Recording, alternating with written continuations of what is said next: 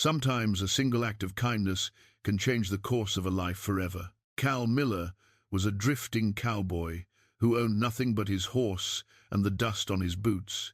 He rode past the Double Bar Ranch, expecting nothing more than maybe a day's work. Instead, he was met at the gate by a lawyer with news that would shake him to his core. Years earlier, Cal had stopped to help a struggling rancher pull a calf from the mud during a brutal drought. He'd asked for nothing in return, just tipped his hat and rode on. That rancher was Old Man Hemlock, and he never forgot. When Hemlock passed away with no family to inherit his vast empire, he left everything to the drifter who'd shown him kindness. But can a man with nothing suddenly become the keeper of a 1,000-hectare legacy? Before we jump back in, tell us where you're tuning in from, and if this story touches you, make sure you're subscribed, because tomorrow I've saved something extra special for you. The morning sun had barely cleared the eastern ridge when Cal Miller urged his horse, a sturdy bay mare named Juniper, down the long dirt road that wound through the high desert country of western Montana. The year was 1892, and the territory still held on to its wild character, though the railroads and barbed wire were slowly taming what had once been open range. Cal was 43 years old, though the lines around his eyes and the grey threading through his sandy hair might have suggested a man 10 years older. The life of a drifter aged you faster than steady work and a warm bed ever could. He'd been on the move for the better part of 20 years, ever since a combination of bad luck and poor decisions had cost him his small homestead in Wyoming. Back then, he'd been a young man with dreams of building something lasting, but a hard winter and an unforgiving bank had stripped those dreams away like bark from a dead tree. His wife Sarah had left him shortly after, taking their young daughter Emma back east to live with her family. Cal couldn't blame her. A man who couldn't provide wasn't much of a man in those days, or so he'd believed. The shame of it had driven him to the road, and he'd been traveling ever since, picking up work where he could find it, never staying long enough to put down roots. In the pocket of his worn vest, Cal carried the only thing of value he'd managed to keep from those lost years, his father's silver pocket watch. The case was tarnished now, the engraving on the back nearly worn smooth from years of Cal rubbing his thumb over it in moments of reflection. His father, a railroad man who died when Cal was 16, had given it to him with simple advice. Time is all any of us really have, son. Spend it wisely, and spend it helping others when you can. Cal had tried to live by those words, even when his own circumstances gave him precious little to offer anyone else. Juniper's hooves clopped steadily on the packed earth, and Cal let his mind wander as they rode. He'd spent the previous 3 weeks helping to drive a small herd of cattle north for a rancher named Dalton, and now that job was done, he found himself once again looking for the next opportunity.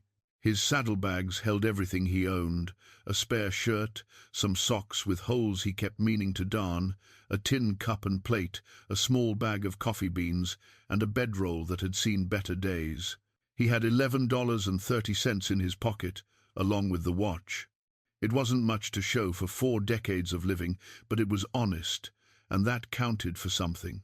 The Double Bar Ranch came into view around mid-morning, sprawling across the valley like a kingdom unto itself. Cal had heard of the place everyone in this part of the territory had. It was one of the largest spreads in Montana, covering more than 1,000 hectares of prime grazing land, with water rights to the Clearwater River and timber rights in the foothills beyond. The main house sat on a rise about half a mile from the road, a 2-story structure built of local stone and timber, with a wide porch that wrapped around 3 sides. Outbuildings dotted the property: barns, bunkhouses, a smithy, corrals, and storage sheds. Smoke rose from several chimneys, signs of life and industry. Cal had never worked at the Double Bar, but he'd heard stories about the man who owned it. Silas Hemlock was something of a legend, a man who'd come west after the Civil War with nothing and built an empire through sheer determination and an uncanny ability to read the land. Folks said he was a fair employer but a hard man, someone who demanded much from his workers but paid them honestly. They also said he was a recluse, rarely seen in town and increasingly withdrawn in recent years. Some attributed it to age, others to a natural cantankerous disposition that had only grown more pronounced with time. As Cal approached the main gate, he noticed a woman standing there, waiting. She was dressed in a proper traveling suit of dark grey wool, far too fine for ranch work, and she held a leather satchel in one hand. She was perhaps in her early 50s, with sharp eyes and an air of professional competence that marked her as someone from town, maybe even from farther east. When she saw Cal approaching, she stepped forward and raised her hand in greeting. Cal reined in Juniper and touched the brim of his hat. "Morning, ma'am," he said, his voice carrying the quiet courtesy that years of wandering had taught him to maintain. "Good morning," the woman replied. Her voice was crisp and educated, confirming Cal's suspicion that she wasn't from around here. "Would you be Cal Miller?" The question caught him off guard. He straightened slightly in the saddle, suddenly wary. "I am," he said carefully, "though I can't say I expected anyone to be looking for me." The woman's expression softened slightly, and she extended her hand. "My name is Margaret Whitmore. I'm an attorney from Helena, and I've been searching for you for the past 3 weeks. I'm very glad to have found you at last." Cal dismounted and shook her hand, his mind racing. An attorney looking for him couldn't mean anything good. Had someone filed a claim against him? Had Sarah died and left debts in his name? The possibilities tumbled through his thoughts like stones down a hillside. "Ma'am, I think there might be some mistake," Cal began. But Margaret Whitmore held up her hand gently. "There's no mistake, Mr. Miller. I represent the estate of Silas Hemlock, the owner of this ranch. He passed away 3 nights ago in his sleep. He was 81 years old." She paused, letting the news settle. "His will was quite specific. You're named as his sole beneficiary." Cal stared at her, certain he'd misheard. "I'm sorry, ma'am, but that can't be right. I never even knew the man. I rode past this place once or twice over the years, but I never set foot on the property, never spoke to Mr. Hemlock." Margaret opened her satchel and withdrew a thick envelope. "Mr. Hemlock's will tells a different story, Mr. Miller. According to his own written account, you met him 7 years ago during the drought of 1885. He was trying to free a calf that had become stuck in a dried-up mud pit on the far western edge of his property. You stopped to help him, worked for nearly 2 hours in the blazing sun to dig that calf free, and when it was done, you refused any payment. You told him you were just glad to help and rode on." The memory came back to Cal in a rush, a hot afternoon, an old man struggling alone, a frightened calf bawling in distress. He'd barely thought about it since. It had seemed like the natural thing to do, the kind of thing any decent person would do. He'd been bone-tired and thirsty, but the old man had needed help, and Cal had 2 good hands and a strong back. They'd worked together in near silence, and when the calf was free and stumbling toward its mother, the old man had offered him money. Cal had waved it off, said something about being glad to be of service, and continued on his way. He'd had no idea the old man was Silas Hemlock. He'd just been another rancher in need. "I remember," Cal said quietly. "But, ma'am, that was it wasn't anything special. Anyone would have done the same." Margaret's smile was knowing and sad. "Perhaps they would have, Mr. Miller, but they didn't. You did, and Mr. Hemlock never forgot it. He had no living family, no children, no close relatives. He was a man who spent his life building this ranch, and he wanted it to go to someone who understood what it meant to help a stranger without expecting anything in return. That's you." Cal felt the world tilting around him. He looked past Margaret at the sprawling ranch, at the house on the hill, at the land stretching away in all directions. This couldn't be real. Men like him didn't inherit empires. They drifted from job to job, lived lean, and died with nothing but their names and maybe a decent reputation among those who'd known them. "There must be someone else," Cal said, almost desperately. "Someone with more claim. Someone who—" "There isn't," Margaret said firmly. "Mr. Hemlock was very clear. The ranch, the livestock, the equipment, the bank accounts, everything goes to you. There are some provisions for the workers, pensions for those who've been here a long time, but the ranch itself is yours. You're now one of the largest landowners in Montana Territory, Mr. Miller." Cal reached into his vest pocket and pulled out his father's watch, an old habit when he needed to ground himself. He opened it, looked at the hands frozen at 3:30. The watch had stopped working years ago, but he'd never had the money to get it fixed, and remembered his father's words about time and helping others. Maybe, he thought distantly, this was what those words had meant all along. Maybe all those years of drifting, of helping where he could, even when he had little to give, had been leading to this moment. He looked up at Margaret Whitmore, this stranger who was telling him his life had just changed forever, and asked the only question that mattered: "What do I do now?" Margaret's smile was warm and genuine. "Now, Mr. Miller, you come with me to the house. We have papers to sign, staff to meet, and a ranch to learn. You're home." The word hung in the air between them, home. Cal hadn't had one of those in 20 years. He tucked the watch back into his pocket, took Juniper's reins, and followed Margaret Whitmore through the gates of the Double Bar Ranch, walking into a future he'd never imagined and wasn't sure he deserved. But as he walked, he felt his father's watch pressing against his chest, like a reminder, like a promise, like a benediction on everything that was about to begin. The house was even more impressive up close. Margaret led Cal through the front door into a wide entryway with polished wooden floors and walls lined with photographs and paintings of the ranch's history. The air smelled of leather, wood smoke, and the faint sweetness of pipe tobacco. A tall grandfather clock stood against one wall, its steady tick-tock marking time in the silence. They entered what Margaret called the study, a large room dominated by a massive oak desk, floor-to-ceiling bookshelves, and a stone fireplace.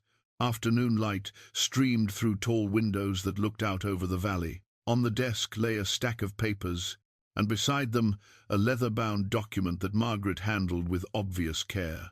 "This is Mr. Hemlock's will," she said, opening it carefully. "Before we proceed with the transfer of property, I need you to understand what you're inheriting, Mr. Miller. This isn't just land and livestock. It's responsibility." Cal sat in the chair she indicated, feeling out of place among the fine furnishings. His dusty clothes seemed to leave marks on everything he touched. Margaret sat across from him and began to explain the scope of the Double Bar Ranch. The numbers were staggering. 1,043 hectares of deeded land, with grazing rights to another 2,000 hectares of government range.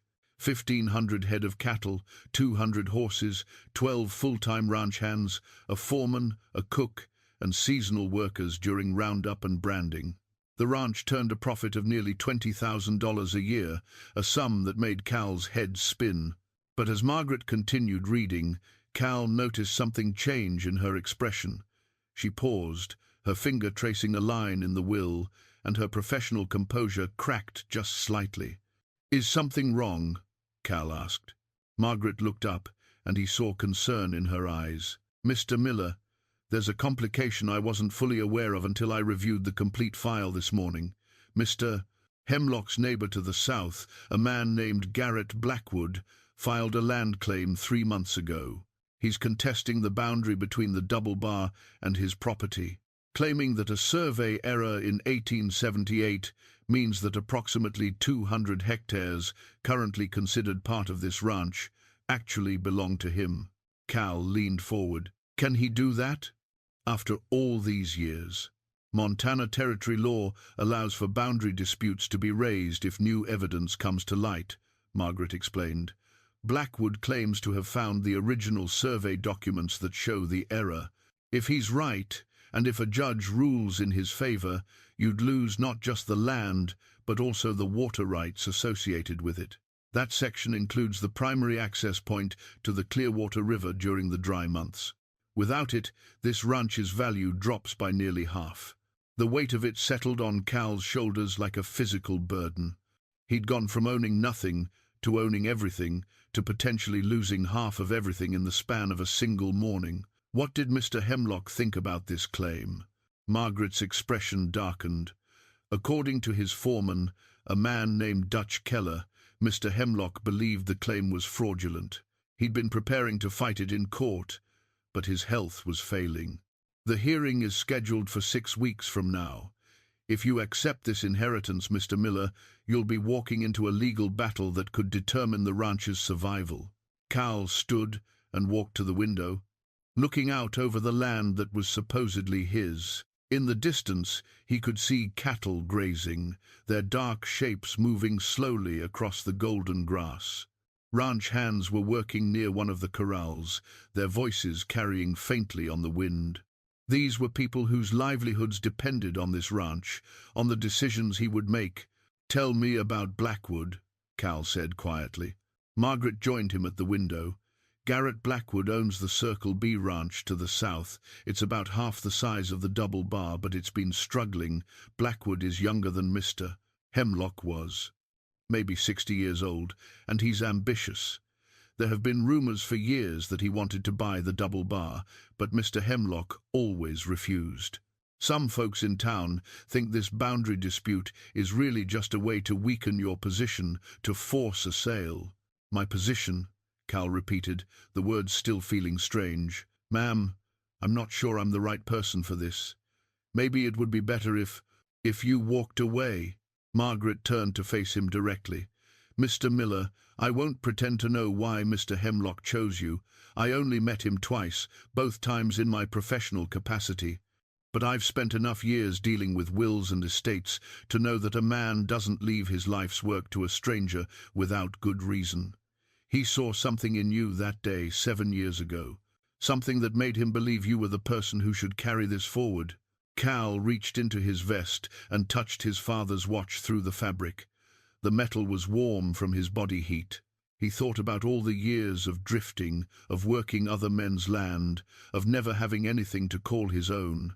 He thought about Sarah and Emma, about the man he'd been and the man he'd failed to be. Maybe this was a chance to be someone different.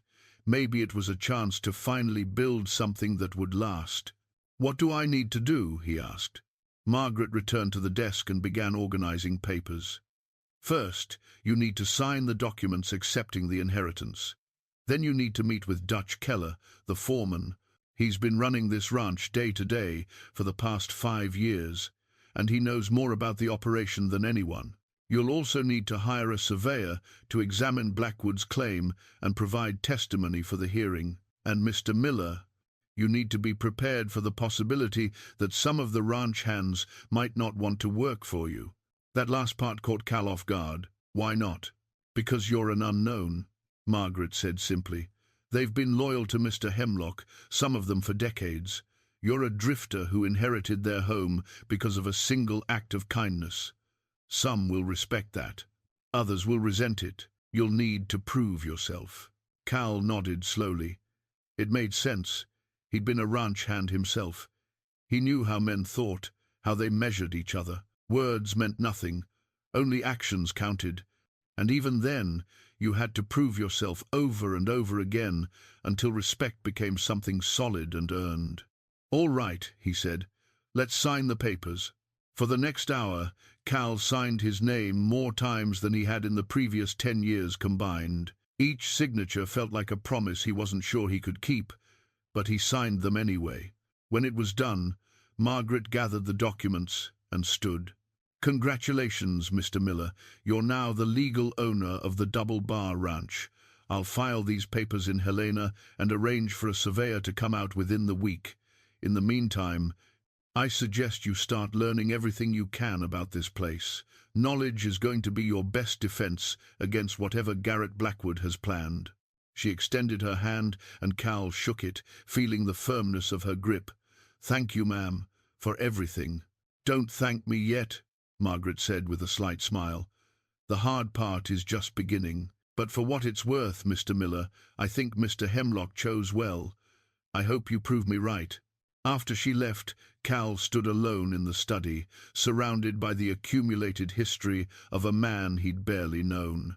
The grandfather clock ticked steadily, marking the passage of time, and Cal pulled out his father's watch again.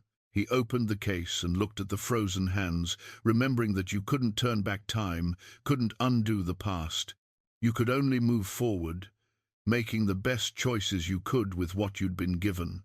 He'd been given a ranch and a fight. Now he had to figure out how to win both. Cal found Dutch Keller in the main barn, supervising the shoeing of a pair of draft horses. The foreman was a stocky man in his late 50s, with a weathered face and hands that showed a lifetime of hard work. When one of the ranch hands pointed Cal out, Dutch straightened and walked over, wiping his palms on his canvas pants. "So you're the one," Dutch said. It wasn't a question, and his tone carried no particular warmth or hostility, just a statement of fact. "Cal Miller," Cal said, offering his hand. Dutch shook it, his grip testing. "Dutch Keller. Been foreman here for 5 years. Worked for Mr. Hemlock for near 15 before that. I suppose you'll want to make changes." "I suppose I'll want to learn what we're doing before I make any changes at all," Cal replied evenly. Something shifted in Dutch's expression, a slight relaxation around the eyes. "That's a smart answer. Come with me. I'll show you the books." They walked to the ranch office, a smaller building adjacent to the main barn. Inside, Dutch pulled a leather-bound ledger from a shelf and laid it on a scarred wooden table. The ledger was thick, its pages filled with entries in multiple hands, spanning years. Dutch opened it to the most recent section. "Here's the heart of the operation," Dutch said, running his finger down a column of numbers. "Every head of cattle, every expense, every sale, every birth and death, it's all recorded. Mr. Hemlock was particular about that. He always said, you can't manage what you don't measure." Cal leaned over the ledger, studying the entries. The handwriting was neat and precise, though he noticed that the most recent entries were in a different, shakier script. Was Mr. Hemlock still keeping the books himself? "Up until about 3 months ago," Dutch confirmed. "When his hands got too unsteady, I took over. But he checked every entry, questioned every number. He knew this ranch down to the last horseshoe nail." As Dutch explained the operation, Cal began to understand the scope of what he'd inherited. The Double Bar wasn't just a ranch, it was a complex business with multiple revenue streams, seasonal cycles, and dozens of interconnected dependencies. The spring roundup was coming in 6 weeks, right around the time of the boundary dispute hearing. They'd need every hand working at full capacity, and they'd need to move cattle away from the contested land to avoid any complications with Blackwood's claim. "What do the men think?" Cal asked. "About me inheriting?" Dutch closed the ledger and leaned back against the table, crossing his arms. "They're divided. Some remember the stories Mr. Hemlock used to tell about a drifter who helped him with a stuck calf. He never mentioned your name, but he talked about that day like it meant something. Those men figure if Mr. Hemlock saw fit to leave you the ranch, that's good enough for them. Others think you got lucky with one good deed, and you'll run this place into the ground inside a year. What do you think?" Dutch studied him for a long moment. "I think Mr. Hemlock was the shrewdest judge of character I ever met. He built this place from nothing, survived droughts, hard winters, cattle thieves, and every other misfortune the territory could throw at him. If he trusted you with his legacy, I'm willing to give you a chance to prove you're worth that trust. But I won't lie to you, Miller, you're going to have to earn your place here. These men don't care about legal papers. They care about whether you can lead them through a tough season and keep this ranch running." "Fair enough," Cal said. "Then I reckon I should start by learning everything I can and working as hard as everyone else." "You planning to work alongside the hands?" "I've been a ranch hand most of my life," Cal said. "I know how to rope, brand, mend fence, and break horses. I may own this place now, but I don't plan to sit in the big house while other men do the real work." Dutch nodded slowly, and Cal thought he saw the beginning of respect in the older man's eyes. "All right then. We've got a section of fence down on the North Range. Storm took it out 2 nights ago. I was going to send a crew out tomorrow to fix it. You can ride with them. I'll be ready at first light." "Dawn comes early here," Dutch warned. "I'm used to early," Cal replied. That evening, Cal moved his few possessions into the main house. The ranch cook, a gruff man named Tobias who'd been with Hemlock for over a decade, showed him to what had been the owner's bedroom on the second floor. It was a large room with a four-poster bed, a wardrobe, a writing desk, and windows that overlooked the valley. Cal set his saddlebags on a chair and stood in the middle of the room, feeling like an intruder. "Mr. Hemlock slept here for 30 years, Tobias said from the doorway. "Died right there in that bed, peaceful as a man could hope. He was a good man to work for, fair and honest. Hope you'll be the same." After Tobias left, Cal unpacked his meager belongings. The wardrobe was still full of Hemlock's clothes, and Cal realized he'd need to deal with those soon, though the thought of going through a dead man's possessions felt invasive. He placed his father's watch on the nightstand and sat on the edge of the bed, the mattress much softer than anything he'd slept on in years. Through the window, he could see the last light fading from the sky, stars beginning to emerge in the deepening blue. Somewhere out there, Garrett Blackwood was planning his next move, preparing to take a piece of this ranch through legal maneuvering. And out there, too, were the men Cal would need to convince that he deserved to lead them, that he was more than just a lucky drifter. He thought about Margaret Whitmore's words that Hemlock had seen something in him worth trusting. But what had the old rancher seen? A moment of simple decency, the kind of thing any halfway good person would do. Was that really enough to justify all of this? Or was there something more, something Cal couldn't yet see in himself? His father's watch caught the moonlight on the nightstand, and Cal remembered another piece of advice the old railroad man had given him. "When you don't know what to do, son, do the next right thing in front of you. Then do the next one after that. Pretty soon, you'll have built something worthwhile." Tomorrow he'd ride out to fix fence with the ranch hands. It was the next right thing to do. After that, he'd figure out the thing after that. One day at a time, one choice at a time, until either he proved himself worthy of this impossible gift, or he proved he wasn't. Either way, he'd know he'd given it everything he had. Cal pulled off his boots and lay back on the bed, staring at the ceiling in the darkness, listening to the unfamiliar sounds of the house settling around him. Sleep was a long time coming. Dawn came cold and clear, with frost on the grass and Cal's breath misting in the air as he walked to the barn. He found 3 ranch hands already there, saddling horses and loading supplies onto a pack mule. They looked up when he approached, and Cal saw the questions in their eyes, the sizing up that working men always did with a new boss. "Morning," Cal said simply, and went to saddle Juniper.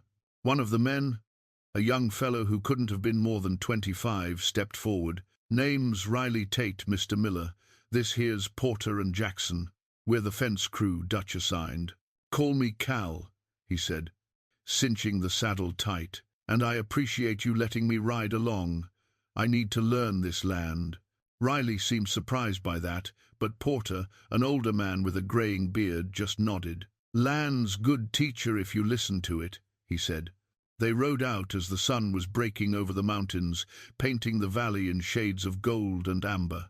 The North Range was about an hour's ride from the main compound, and as they traveled, Porter pointed out landmarks and explained the layout of the property. Cal listened carefully, committing it all to memory: the location of springs and water sources, the natural corrals formed by rock outcroppings, the paths that cattle preferred when moving between grazing areas. The damaged fence was worse than Cal had expected. A section nearly 50 yards long had been knocked down, and several of the posts were broken clean through at ground level. The men dismounted and began assessing the work needed.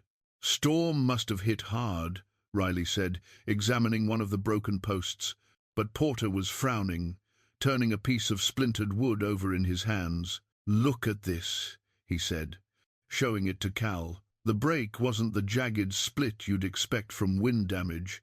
It was too clean, too straight, like someone had partially cut through the post before letting the storm finish the job.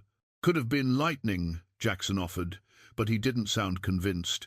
"Could have been," Porter agreed, But I've seen lightning strikes, and they don't leave marks like this. Looks more like saw marks to me." Cal knelt and examined the post more closely.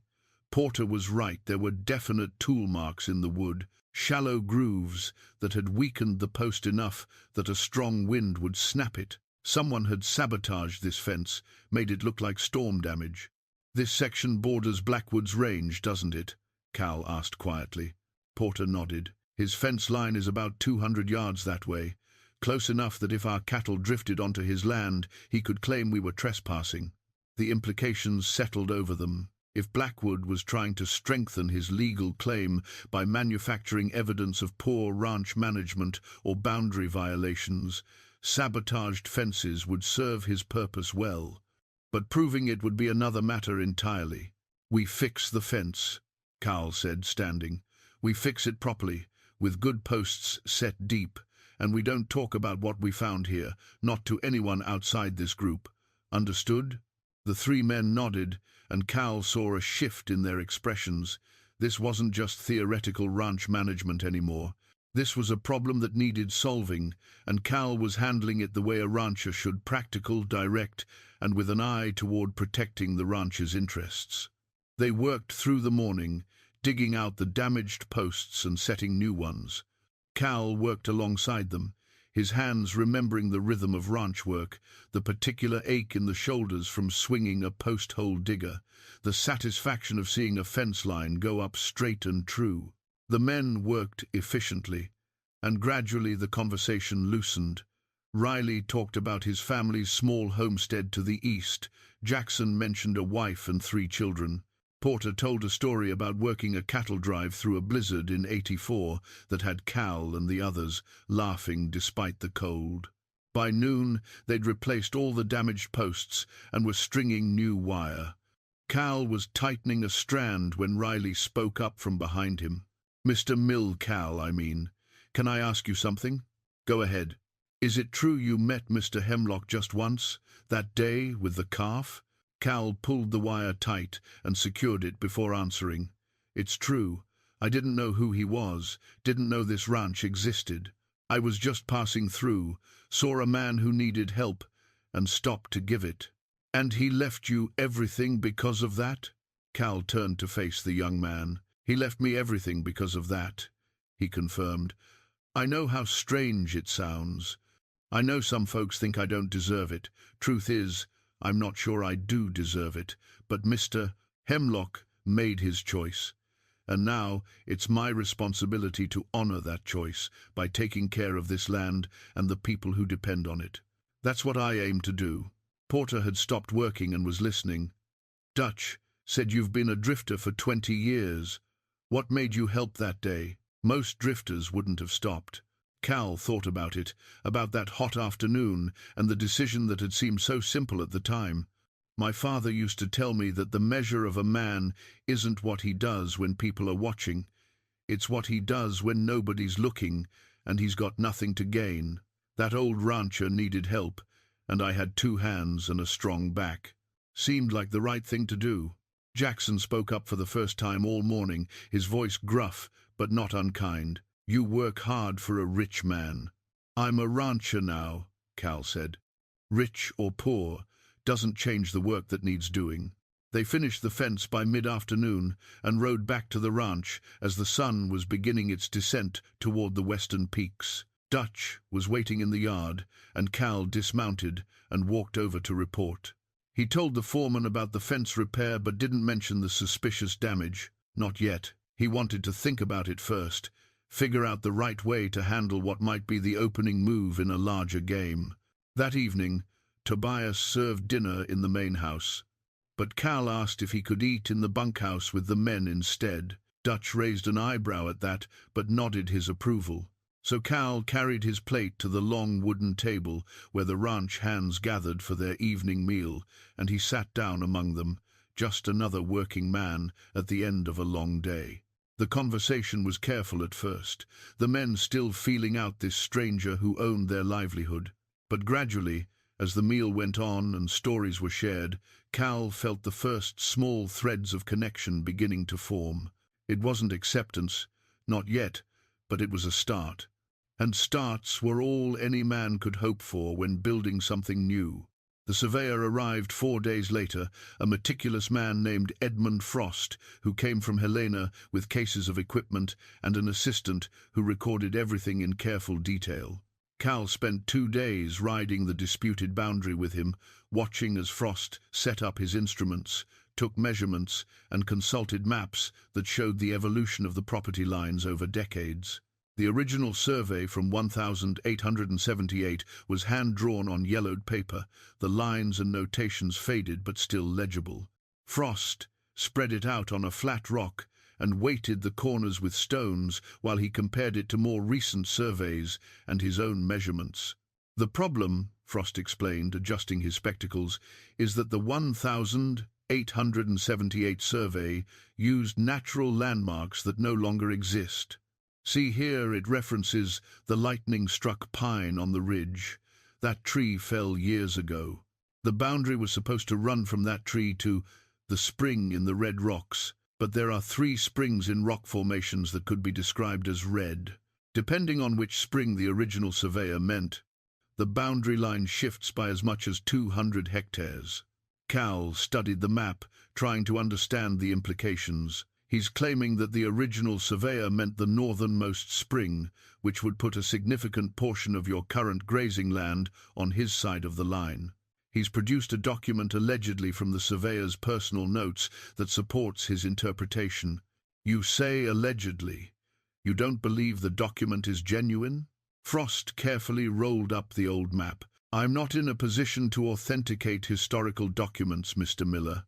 That's not my expertise. What I can tell you is that the surveyor who did the original work, a man named Callahan, had a reputation for thorough record-keeping.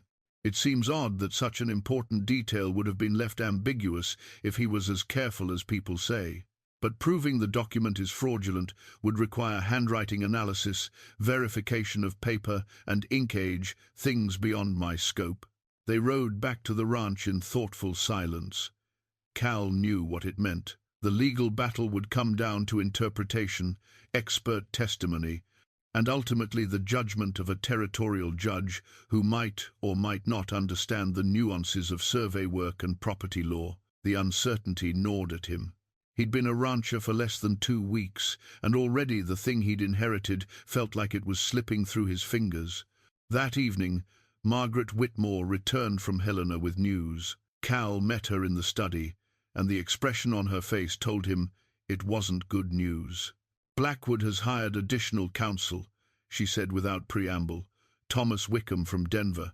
He's known for winning land disputes through aggressive litigation. They're also bringing in their own surveyor to dispute Mr. Frost's findings. Can they do that? They can submit whatever expert testimony they want. The judge will decide which evidence to credit." Margaret sat down heavily, fatigue evident in her posture. "Mr. Miller, I need to be frank with you. Blackwood is well connected in this territory. He's been here 30 years, served on the territorial council, has friends in high places. You're an unknown outsider who inherited a fortune through what some people see as an eccentric old man's whim. In a fair fight, I believe we'd win, but this may not be a fair fight." Cal walked to the window, looking out over the darkening valley. Lights were beginning to appear in the bunkhouse and the other buildings, small points of warmth against the gathering night. "What do you recommend?" "Fight," Margaret said simply, "but be prepared for the possibility that we might lose, and have a plan for what comes after." What would come after? Blackwood would likely offer to buy the remainder of the ranch at a reduced price. With the water rights gone, your operation would be severely compromised. You'd face the choice of struggling on diminished terms or selling and taking whatever you could get. "Which is probably what he's wanted all along," Cal said quietly. "Very likely."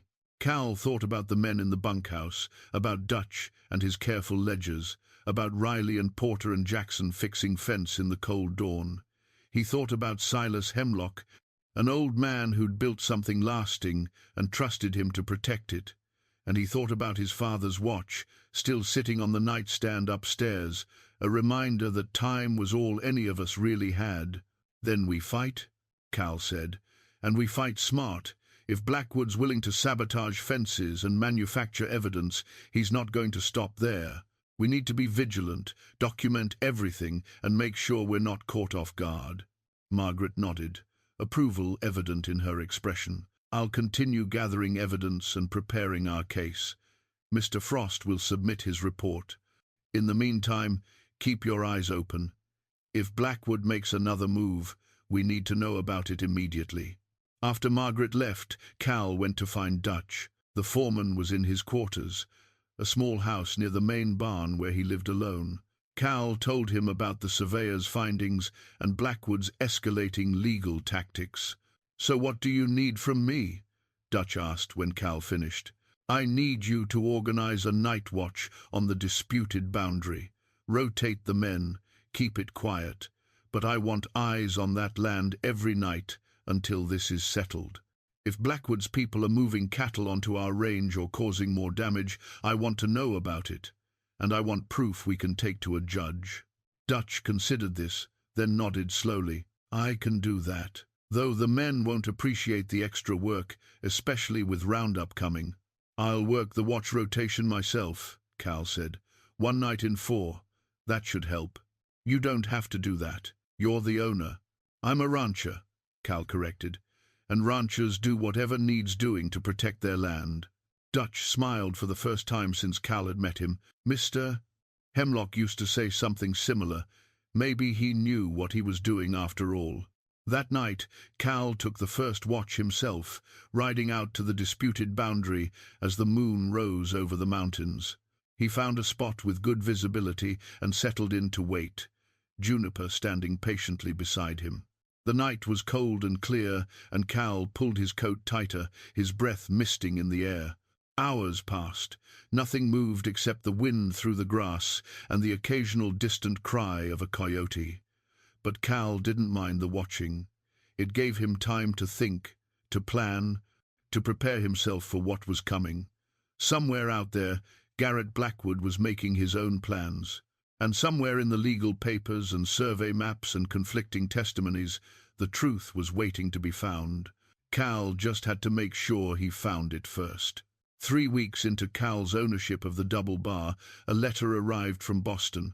Tobias brought it to him during breakfast, and Cal stared at the unfamiliar handwriting on the envelope with a mixture of curiosity and dread. He hadn't received personal mail in years. He waited until he was alone in the study before opening it. The letter was written on fine paper in a neat, feminine hand. "Dear Father, I hope this letter finds you well. I learned of your changed circumstances through a notice in a legal journal that came across my husband's desk. He is an attorney here in Boston, and he recognized your name from when I told him about my family years ago. I confess I was shocked to learn that you had inherited a ranch in Montana. Mother told me you had nothing, that you had chosen the life of a drifter rather than staying to build a future with us. I do not write to make accusations or reopen old wounds. I write because I am now 34 years old with 3 children of my own, and I find myself thinking about family and legacy and the stories we tell ourselves about our parents. If you are willing, I would like to know your side of the story. I would like my children to know their grandfather, if there is a grandfather worth knowing. Your daughter, Emma." Cal read the letter 3 times, his hands trembling slightly by the third reading. Emma, his little girl, who had been 6 years old when Sarah took her east, was now a woman with children of her own.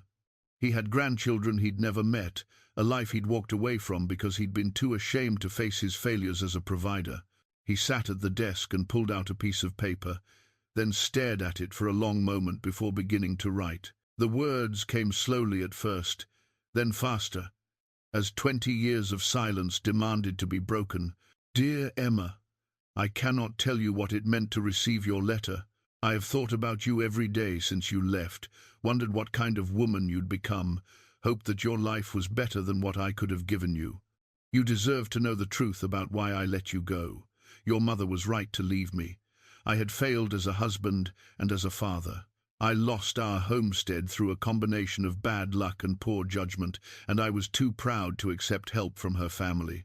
I told myself I would rebuild, that I would prove I could provide. But the years passed, and all I did was drift from job to job, too ashamed to come back with empty hands. I am not proud of that choice. I should have fought harder. I should have been there for you, regardless of my circumstances. But I wasn't, and I have to live with that. As for the ranch, it came to me through an act of kindness I barely remember doing. An old rancher named Silas Hemlock left me everything when he died, and I'm still trying to figure out why. I think maybe he saw something in me I couldn't see in myself. I hope he was right. If you're willing, I would very much like to meet your children and try to be the grandfather I never was as a father. Your father, Cal. He sealed the letter and gave it to Tobias to post, then went back to the work of running the ranch with Emma's words echoing in his mind. The idea that he might have a chance to be part of his daughter's life again, to know his grandchildren, gave him something he hadn't had before, a reason beyond duty to make this ranch work. It wasn't just about honoring Hemlock's trust anymore. It was about proving to himself and to his daughter that he could be someone worth knowing. The night watches continued, with Cal and 3 rotating teams of ranch hands keeping an eye on the disputed boundary. On Cal's 4th watch, something finally happened. He was positioned on a ridge overlooking the boundary when he saw riders moving along the fence line in the darkness. There were 3 of them, and they were working methodically, cutting wire and pulling down posts in a section they must have thought was far enough from the main ranch to go unnoticed until morning. Cal didn't confront them directly. Instead, he watched carefully, noting their methods and their faces when they passed close enough to a bright moon. Then he rode back to the ranch and woke Dutch and Riley. "Get 2 of the men and come with me," Cal said quietly. "Bring the camera." Silas Hemlock had owned a camera, a relatively new device he'd used to document the ranch's growth. Cal had found it in the study, and now they put it to use. By the time the sun rose, Cal had photographs of the damaged fence, clear images taken in the early morning light that showed the fresh cuts and the tool marks. More importantly, he had witness statements from Dutch and Riley about the riders they'd observed, and he had samples of the cut wire that showed the same clean, deliberate cuts they'd found on the earlier damaged section. Margaret Whitmore was impressed when Cal presented the evidence. "This is excellent work, Mr. Miller. If we can tie these men to Blackwood's operation, it could seriously damage his credibility with the judge." "Can we tie them to him? One of the men you described matches the description of Blackwood's foreman. If we can establish that connection and prove he was acting on Blackwood's orders, yes, we can make that case." The hearing was now just 2 weeks away, and the tension on the ranch was palpable. The spring roundup had to be coordinated around the legal proceedings, and Cal found himself working 18-hour days, learning the nuances of ranch management while simultaneously preparing for a legal battle that could end everything. But through it all, he kept thinking about Emma's letter, about the possibility of redemption. He'd spent 20 years believing he was a man who'd failed at the things that mattered most. Maybe, he thought, he'd been wrong about that. Maybe the measure of a man wasn't just in his failures, but in what he did afterward, in whether he kept trying to do better, even when he'd fallen short. One evening, as Cal was reviewing legal documents in the study, Dutch knocked on the door. "Got a minute?" the foreman asked. "Always." Dutch came in and stood awkwardly for a moment before speaking. "The men want you to know something. Whatever happens at this hearing, whatever Blackwood throws at us, we're standing behind you. You've earned that." Cal felt something tight in his chest, loosen slightly. "I appreciate that, Dutch. More than you know." "You remind us of him," Dutch said. "Mr. Hemlock, I mean. The way you work, the way you treat people. He'd be pleased with how you're handling things." After Dutch left, Cal pulled out his father's watch and opened it, looking at the stopped hands. Time couldn't be turned back, but maybe it didn't need to be. Maybe moving forward was enough.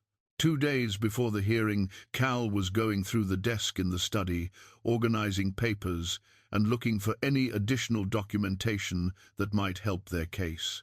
He'd learned that Hemlock had been meticulous about record-keeping, and there were files going back decades. In the bottom drawer, pushed to the very back, Cal found a leather journal he hadn't noticed before. The journal was old, the leather soft with age, and when Cal opened it, he recognized Hemlock's handwriting from the ranch ledgers. But these weren't business entries. These were personal reflections, observations, thoughts set down over many years. Cal knew he probably shouldn't read it. These were a dead man's private thoughts, but something made him turn the pages, scanning the entries. Most were mundane observations about the ranch, about the changing seasons, about decisions made and lessons learned. But as Cal reached the entries from the last few years, the tone shifted. Hemlock's writing became more introspective, more concerned with legacy and meaning. And then Cal found an entry dated 3 weeks after that day he'd helped with the stuck calf. "I cannot stop thinking about the young man who stopped to help today." He said his name was Cal Miller, though I only learned that at the end, when I pressed him. He worked for 2 hours in the blazing heat, asking nothing, expecting nothing. When I offered payment, he seemed almost offended, as if helping a stranger was simply what decent people did.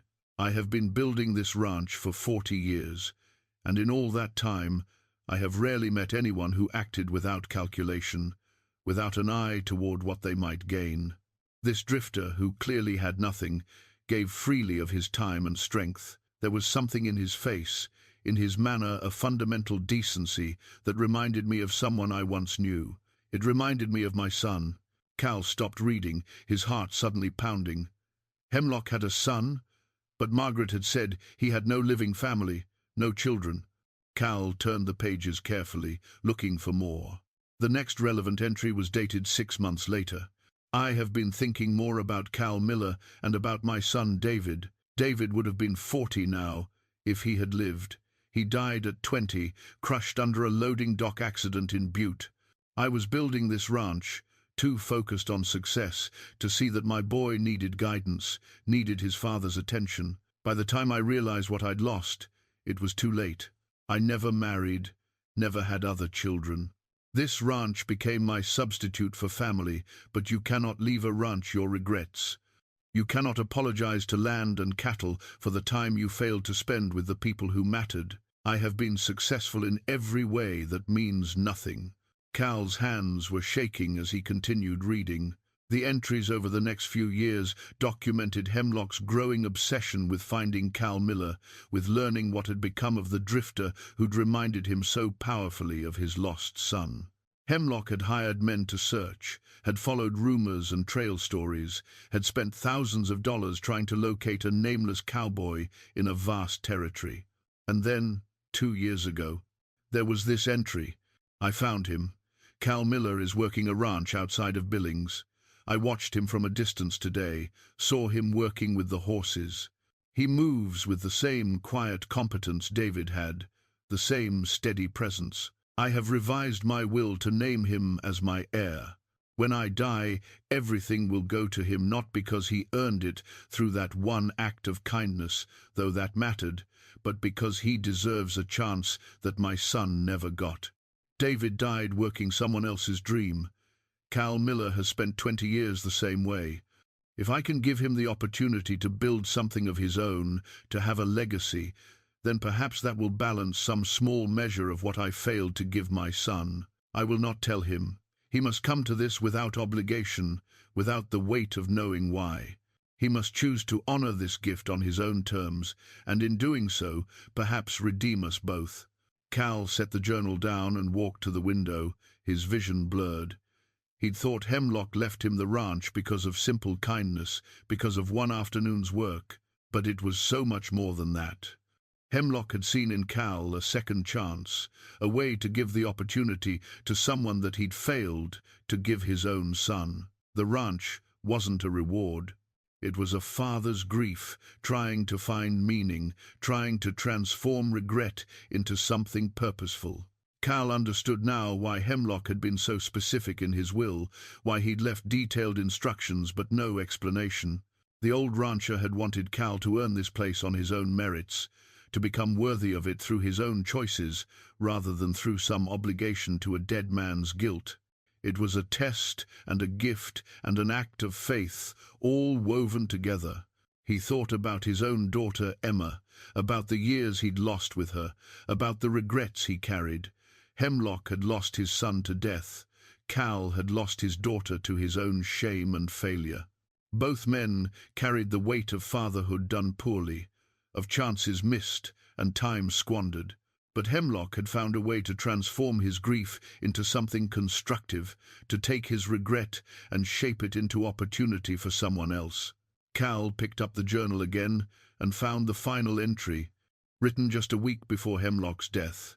"I am dying. The doctor confirms what I have known in my bones for months. Soon Cal Miller will learn that he has inherited everything I built. I wonder what he will make of it. I wonder if he will understand that this gift comes with a burden, the burden of doing better than I did, of building something that matters not just in acres and dollars, but in the lives it touches. I will not live to see whether he succeeds or fails. I can only hope that I have chosen well, that my judgment of his character was sound. If he reads this journal someday, I want him to know, you reminded me of my son, but you are not my son. You are your own man. Whatever you make of this ranch, make it yours. Do not carry my regrets. Carry your own dreams. That is the only inheritance that matters." Cal closed the journal and held it against his chest. The hearing was in 2 days. Blackwood was trying to take a piece of this ranch through legal maneuvering and outright sabotage. Cal had spent the past month learning to be a rancher, learning to lead men, learning to fight for something bigger than himself. But now he understood what he was really fighting for. He was fighting for the chance Hemlock had given him. Yes, but also for the chance Hemlock never got to give his son. He was fighting for every father who'd failed and wished for redemption, for every man who'd drifted too long and needed a place to stand. And he was fighting for himself, for the man he could still become if he was brave enough to try. Dutch knocked on the study door and entered, seeing Cal standing with the journal. "You all right?" "I just learned something important," Cal said, "about why Hemlock chose me, about what this ranch really means." "Does it change anything?" Cal thought about that. "No," he said finally. "It makes everything clearer. We're not just defending property in that courtroom. We're defending the idea that people deserve second chances, that past failures don't have to define the future. That's worth fighting for." Dutch nodded slowly. "Then, let's make damn sure we win." That night, Cal wrote another letter to Emma, telling her about Hemlock and his journal, about loss and redemption, and the strange ways that grace can find us when we least expect it. He told her that he finally understood what his father had meant about spending time wisely and helping others.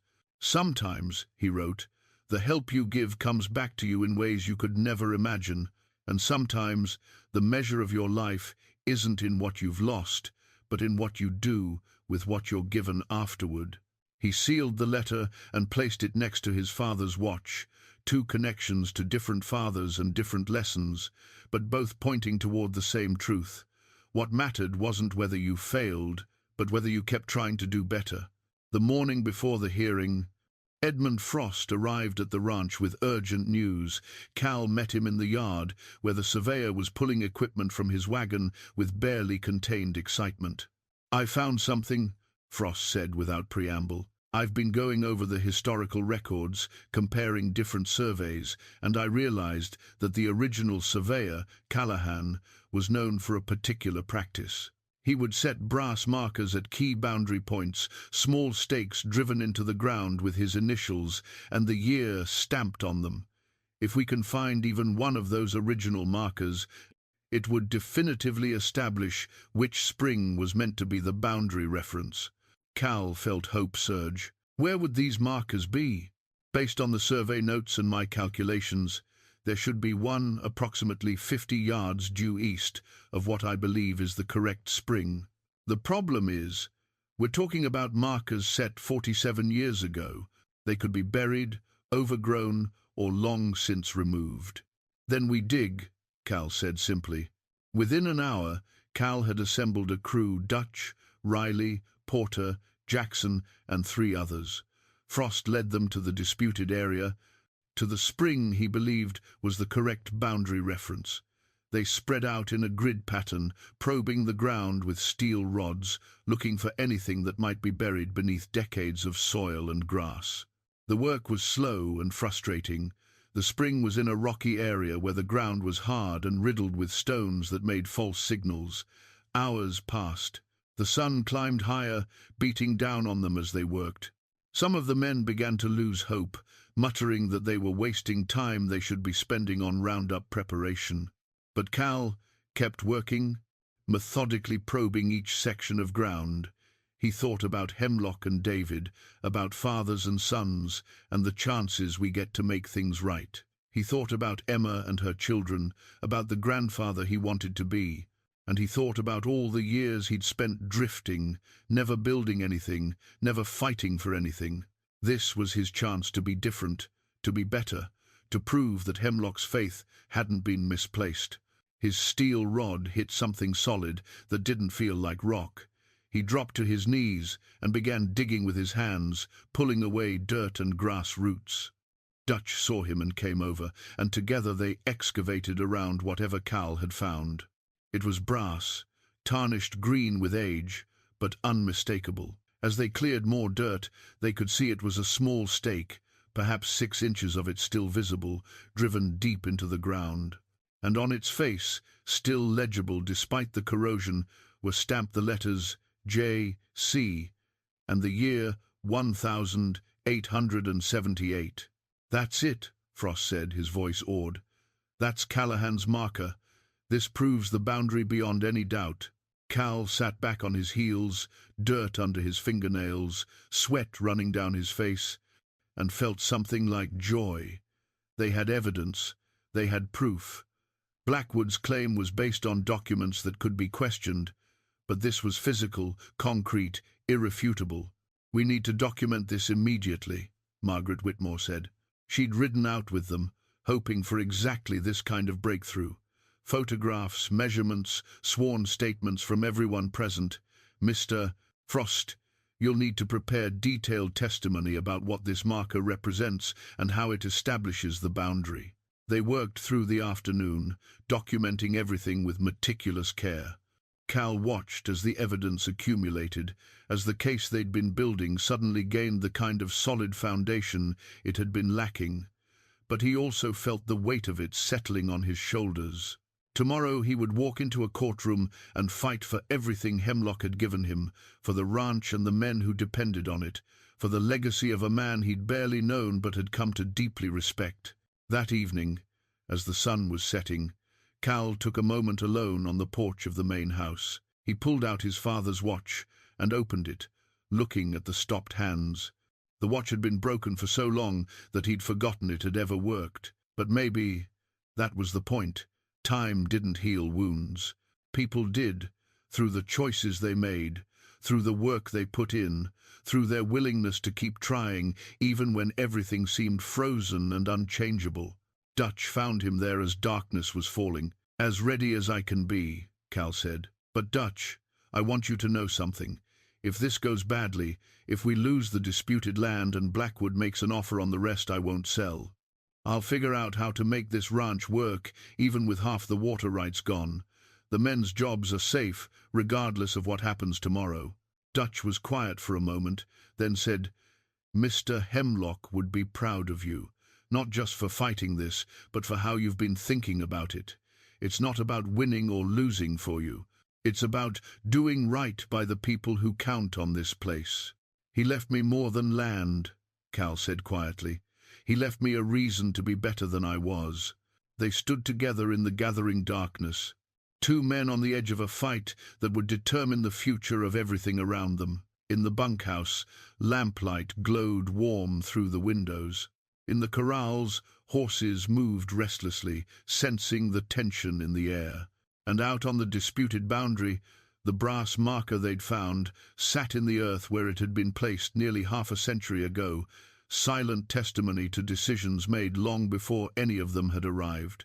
The next morning dawned clear and cold. Cal, dressed in his best clothes, which weren't much, just a clean shirt and his least worn pants, and rode into town with Margaret Whitmore and Dutch. The courthouse was a two-story stone building in the center of Helena, imposing and official. People were already gathering on the steps, townspeople who'd heard about the case and were curious to see how it would play out. Inside, the courtroom was paneled in dark wood, with high windows that let in shafts of morning light. Garrett Blackwood was already there with his attorneys, a group of 3 well-dressed men who exuded confidence and expensive competence. Blackwood himself was a tall man in his 60s, with silver hair and the bearing of someone used to getting his way. When he saw Cal, his expression was dismissive, as if Cal were a minor irritation rather than a serious opponent. Judge Harold Morrison entered, and everyone stood. Morrison was an older man with keen eyes and a reputation for fairness, tempered by impatience with nonsense. He'd been a territorial judge for 15 years, and people said he could spot a lie from across a courtroom. Margaret Whitmore had coached Cal on courtroom procedures, but sitting in that formal space, with the weight of the law pressing down on him, Cal felt the gravity of what was happening. This wasn't a ranch dispute that could be settled with words and handshakes. This was a legal battle that would be decided by rules and procedures he barely understood. Blackwood's lead attorney, Thomas Wickham, opened with a confident presentation of their case. He displayed the disputed survey documents, brought forward his surveyor to testify about boundary ambiguities, and painted a picture of confused property lines that had been incorrectly maintained for decades. He made it sound reasonable, almost inevitable, that the land should be reallocated. Then it was Margaret's turn. She methodically dismantled each of Blackwood's claims, presented Edmund Frost's expert testimony about survey methodology, showed the photographs of sabotaged fences, and built a picture not of innocent boundary confusion, but of deliberate manipulation. The courtroom listened intently, and Cal saw some doubt beginning to creep into the expressions of those who'd arrived, thinking this was a simple land dispute. But the real moment came when Margaret presented the brass marker. Frost testified about Callahan's known practices, about what the marker represented, and about how its location definitively established the correct boundary. Wickham tried to argue that the marker could have been moved or planted, but Frost's testimony about the depth it was buried and the corrosion patterns made such manipulation unlikely. Judge Morrison leaned forward, studying the photographs and documentation. "Mr. Wickham, do you have any evidence that this marker has been tampered with or relocated?" Wickham hesitated, and in that hesitation, Cal saw the case beginning to shift. "Not direct evidence, Your Honor, but we would argue that—" "Evidence, Counselor, not arguments. Do you have evidence?" "No, Your Honor." Morrison looked at Blackwood, and Cal saw something pass between them, a recognition that the fight was over. The judge spent several minutes reviewing the documents one more time, then set them down and removed his spectacles. "I'm prepared to rule," he said, and the courtroom fell absolutely silent. Cal felt his heart hammering in his chest, felt Dutch's steady presence beside him, felt the weight of everything riding on the next words from the judge's mouth. This was it. Everything he'd built over the past 6 weeks, everything Hemlock had hoped for when he wrote that will, all of it came down to this moment in a courtroom in Helena, Montana, with morning light streaming through high windows and justice hanging in the balance. Judge Morrison put his spectacles back on and looked directly at Cal before speaking. "Mr. Miller, you've been the owner of the Double Bar Ranch for approximately 6 weeks. In that time, you've faced challenges that would have broken many men with far more experience. The court recognizes that this case is not simply about 200 hectares of land. It's about the integrity of property rights, the weight of legacy, and whether justice can prevail against calculated manipulation." He turned his attention to Blackwood. "Mr. Blackwood, your claim raised legitimate questions about survey accuracy, and this court takes such questions seriously. However, the evidence presented today, particularly the discovery of the original surveyor's brass marker, resolves those questions definitively. The marker establishes beyond reasonable doubt that the current boundary is correct and has been correct since 1878. Cal felt Dutch's hand grip his shoulder, but he didn't allow himself to feel relief yet, not until the words were spoken clearly. Morrison continued, his voice carrying the weight of authority. Furthermore, the evidence of fence sabotage and the testimony regarding unusual activity along the disputed boundary suggests that this claim may have been motivated by purposes other than simple boundary clarification. While I'm not making findings about criminal conduct that would be a matter for a different proceeding, I am taking such evidence into account when considering the overall credibility of the parties. The judge picked up his gavel, and the courtroom seemed to hold its breath. Therefore, it is the ruling of this court that the boundary between the Double Bar Ranch and the Circle B Ranch shall remain as currently established. Based on the survey work of James Callahan in 1878, as confirmed by the brass boundary marker discovered yesterday, Mr. Blackwood's claim is denied in its entirety. The Double Bar Ranch retains all lands, water rights, and resources currently under its title. The gavel came down with a sharp crack that seemed to echo through the room. Cal felt the tension that had been coiled in his chest for weeks suddenly release. He'd won. The ranch was secure. The men's jobs were safe. Everything Hemlock had built would continue. Blackwood stood abruptly, his face flushed with anger, and conferred briefly with his attorneys before stalking out of the courtroom.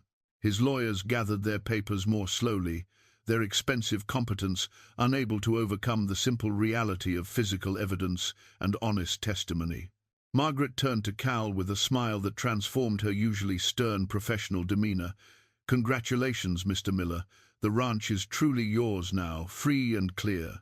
Cal shook her hand, then Dutch's, feeling the reality of it settling over him. Outside the courtroom, several of the ranch hands who'd come to witness the proceedings gathered around, their faces showing relief and something like pride. Riley clapped him on the shoulder. Porter shook his hand with his characteristic economy of words. "Well done." The ride back to the ranch felt different than the anxious journey into town that morning. The land looked the same, the rolling hills, the distant mountains, the grass moving in the wind, but Cal saw it now with the certainty of secure ownership. This was his land, legally and definitively, and no one could take it from him through manipulation or legal trickery. When they arrived at the Double Bar, the men who'd stayed behind were waiting in the yard. Word had somehow reached them before Cal's party returned the telegraph office, or perhaps someone who'd ridden hard from town and they'd gathered to hear the official confirmation. Cal dismounted and faced them. These men who'd gradually accepted him, who'd worked alongside him and taught him what it meant to run a ranch. "We won," he said simply. "The boundary stands. The ranch is secure." The cheer that went up was genuine and heartfelt. These men had been living under the uncertainty of the legal challenge, wondering if their jobs and homes would survive regardless of the outcome. Now they knew. The Double Bar would continue. Dutch called for a celebration, nothing elaborate, just a good meal and time to acknowledge what they'd accomplished together. As the men dispersed to their various tasks before dinner, Dutch pulled Cal aside. "There's something you should know," the foreman said quietly. "While you were in town, a rider came from the telegraph office. There's a message for you." He handed Cal a folded piece of paper. Cal opened it with hands that were suddenly unsteady. The message was from Emma. "Received your letter.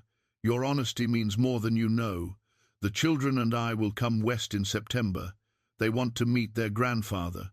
We all do. Love, Emma." Cal read it twice, then looked up at Dutch, unable to keep the emotion from his face. "My daughter is coming. In September. She's bringing my grandchildren." Dutch smiled, and it was perhaps the warmest expression Cal had ever seen on the usually stoic foreman's face. "Then you'd better make sure this place looks its best. Can't have your family thinking you've been neglecting things." Cal laughed, and it felt good, felt right. Everything that had seemed impossible 6 weeks ago was suddenly not just possible but real. He had a ranch. He had men who respected him. And he would have his family back, or at least a chance to start building something with them. He walked to the main house as evening was falling, the judge's ruling in one pocket and Emma's telegram in the other, two pieces of paper that together represented everything he'd thought he'd lost forever and had somehow been given back. 3 days after the ruling, Cal was working in the North Range with Riley when they saw a rider approaching. Cal tensed, recognizing the man. It was Garrett Blackwood, riding alone. Riley's hand moved instinctively toward the rifle in his saddle scabbard, but Cal shook his head. "Let's hear what he has to say." Blackwood reined in his horse 20 feet away, and for a long moment, the two men simply looked at each other. Up close, Cal could see that the older rancher looked tired, diminished somehow from the confident figure he'd been in the courtroom. Blackwood dismounted slowly and stood holding his horse's reins. "Miller," he said by way of greeting. "Blackwood, I came to talk, man to man, if you're willing." Cal glanced at Riley, then nodded. "Go ahead and finish checking the fence line. I'll catch up." Riley looked uncertain but obeyed, riding off slowly and glancing back several times. When he was out of earshot, Cal turned his full attention to Blackwood. "I was wrong," Blackwood said without preamble, "about the boundary, about the claim, about all of it. That brass marker proves what I should have known all along, that Hemlock's surveys were accurate and my documents were—" He paused, seeming to struggle with the admission. "They were fabricated, not by me directly, but by men I hired who told me what I wanted to hear." Cal said nothing, waiting. "I wanted this land," Blackwood continued. "I've wanted it for 30 years. My ranch has been struggling, and I convinced myself that if I could just get access to that section of the Clearwater, I could turn things around. When Hemlock died and left everything to a stranger, I saw an opportunity. I thought I could pressure you into selling, or at least into giving up part of the land through a legal challenge." "You sabotaged our fences," Cal said quietly. "You sent men to cause damage." Blackwood's jaw tightened, but he nodded. "I did, and that shames me more than the legal fight. I'm not a man who does such things, or at least I didn't used to be. Desperation makes you compromise your principles in ways you never imagined." Cal thought about his own years of drifting, about the compromises he'd made, the times he'd taken the easy path instead of the right one. He understood desperation, understood how it could erode the foundations of who you thought you were. "Why are you telling me this?" Cal asked. "Because I'm 62 years old, and I've spent the past 3 days thinking about what kind of man I want to be for whatever time I have left." Blackwood looked out over the valley, at the land they'd fought over. "I built my ranch 40 years ago. Worked hard, made it successful, raised cattle, and made a decent life. But somewhere along the way, I started measuring my worth by how much I owned instead of by what kind of man I was. When things got hard, I forgot everything that mattered." He turned back to Cal. "You're a better man than I am, Miller. The way you handled this situation, the way you earned the respect of your men, the way you fought for what Hemlock gave you, that's the kind of man I used to be. That's the kind of man I want to be again." Cal considered this, thinking about grace and redemption, about second chances and the strange ways they came to people. "What do you want from me?" "Blackwood?" "Nothing," Blackwood said. "I'm not here to ask for anything. I'm here to apologize and to tell you that if you ever need a neighbor's help, you'll have it. No strings, no expectations, just one rancher to another." He extended his hand, and Cal looked at it for a long moment. He thought about Hemlock and David, about fathers and sons, and the ways that pain could either poison you or push you toward something better. He thought about his own failures and the grace that had been extended to him through an old rancher's will. Cal took Blackwood's hand and shook it firmly. "Apology accepted. And the same goes for you if you need help. The double bar will be there." Something eased in Blackwood's expression, a tension he'd been carrying loosening slightly. "Thank you. That's more than I deserve." "Maybe," Cal said, "but I've been given more than I deserve, too. Seems like that's how grace works. It's never about deserving." Blackwood mounted his horse and looked down at Cal. Hemlock chose well. I hope you know that. I'm learning, Cal replied. After Blackwood rode away, Cal stood alone for a while, processing what had just happened. The fight was truly over now, not just legally but personally. There would be no more challenges, no more sabotage, no more threats to what he was building. The ranch was secure, and more than that, he'd gained something he hadn't expected, a neighbor who understood both failure and the possibility of redemption. Riley rode back, his expression questioning. "Everything all right?" "Better than all right," Cal said, swinging back into his saddle. "Come on, we've got fence to check and a roundup to plan. Life goes on." They rode together across the land that was now indisputably Cal's, under a sky so blue it seemed endless, and Cal felt something he hadn't felt in 20 years. He felt like he was finally home. September arrived with the first hints of autumn cooler mornings, leaves beginning to turn on the cottonwoods along the river, the cattle growing their winter coats. The spring roundup had been successful, the summer had been kind with good rain and mild temperatures, and the Double Bar Ranch was thriving under Cal's stewardship. He'd learned the rhythms of the land, the cycles of work, the 100 small decisions that made the difference between a ranch that merely survived and one that prospered. But more than the ranch had changed, Cal himself was different. The man who'd ridden up to the gate 6 months ago with nothing but a horse and the dust on his boots had been transformed by responsibility, by purpose, by the daily work of building something that would last. He moved with confidence now, spoke with authority earned through action, and carried himself like a man who knew his place in the world. On a bright morning in mid-September, Cal stood on the porch of the main house and pulled out his father's old pocket watch. The hands still showed 3:30, frozen in time as they had been for years. But today, that was going to change. He'd taken the watch into Helena 2 weeks earlier to have it repaired by a jeweler there, and just yesterday he'd picked it up, now working perfectly after decades of silence. He opened the case and watched the second hand sweep around the face, marking time's passage with quiet precision. The sound of wheels on the drive drew his attention, and Cal's heart began to beat faster. A coach was approaching, dust rising behind it in the morning sun.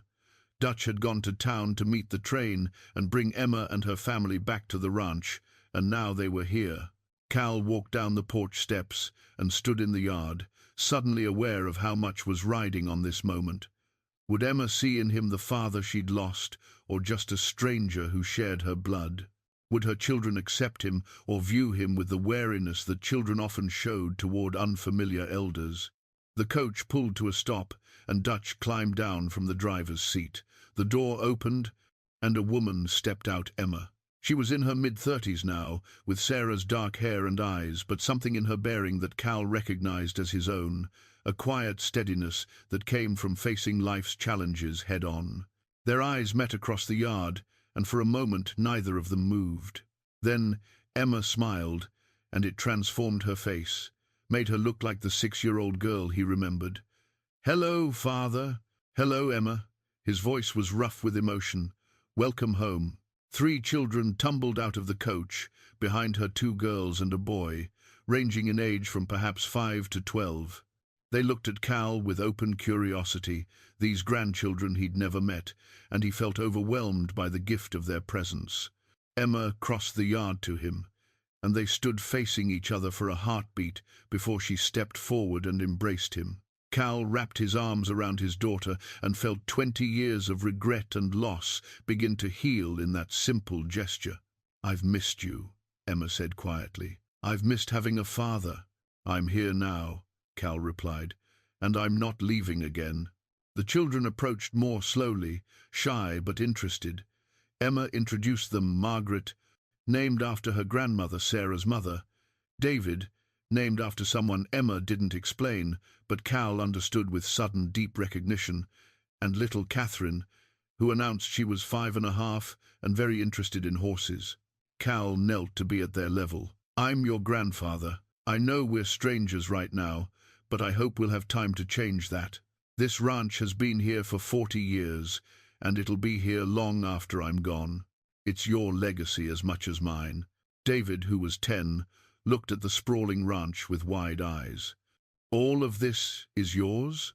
"It's ours," Cal corrected gently. "Family isn't just about blood. It's about the stories we share and the future we build together." Over the following days, Cal showed them the ranch, the cattle and horses, the river and the mountains, the land that Hemlock had built, and Cal was now stewarding. He watched his grandchildren's faces as they discovered the wide-open spaces, the simple pleasures of ranch life, the satisfaction of work done with your hands. Emma told him about her life in Boston, about her husband John, who was a good man and a good father, about the choices she'd made and the life she'd built. They talked about Sarah, who had remarried years ago and found happiness, who had never spoken ill of Cal to Emma, despite having every right to. They talked about the past with honesty and the future with hope. One evening, as the sun was setting and painting the valley in gold and crimson, Cal and Emma sat on the porch while the children played in the yard under Dutch's watchful eye. Cal pulled out his father's watch, now working perfectly, and showed it to Emma. "Your grandfather gave me this when I was 16, he said. "He told me that time was all any of us really had, and we should spend it wisely. I didn't understand what he meant back then. I thought I had all the time in the world." Emma took the watch and examined it carefully. "And now? Now I understand that time isn't about the hours on a clock. It's about the moments that matter, the choices we make, the people we help, and the people who help us. Your grandfather gave me this watch, and Silas Hemlock gave me this ranch, but what they really gave me was the chance to use my time wisely, to build something, to be someone worth knowing." He looked out at the land that had become his home, at the grandchildren playing in the yard, at his daughter sitting beside him. "I wasted a lot of years, Emma. I can't get them back, but I can make sure the years ahead count for something." Emma handed the watch back to him. "They already do, Father. You're here. That's what matters." As darkness fell and the stars emerged one by one, Cal Miller sat on the porch of the ranch that had saved him, surrounded by family he thought he'd lost forever, and felt the pieces of his life finally coming together. He'd been a drifter who owned nothing, and through grace and chance, and one afternoon's work digging a calf from the mud, he'd become a man with everything that mattered. The watch in his pocket ticked steadily, marking time's passage. But Cal wasn't worried about time anymore. He was home, and he had work to do, and people who counted on him, and a legacy to build. That was enough. That was more than enough. That was everything.